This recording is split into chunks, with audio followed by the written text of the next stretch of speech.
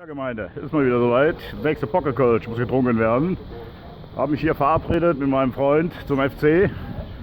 Ich hoffe, er ist auch schon da. Ich guck mal. Am besten zeige ich euch das.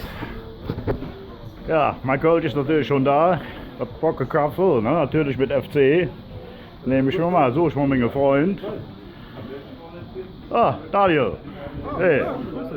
Wo ist Daniel? Prost. Grüße. Das ist Daniel. Hallo. Ja, wir schauen jetzt erstmal ganz locker FC, 3 Punkte, Dortmund 3 Punkte, ne?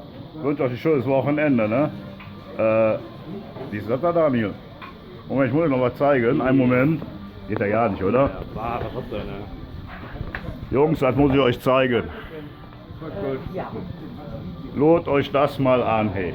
Schalke. Keine Freunde, keine Punkte, wisst ihr was, Daniel? Auch kein Bier. Nee.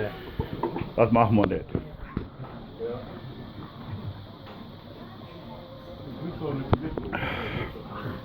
So passt es, oder? Wunderbar. Wunderbar. Bis dann, Jungs.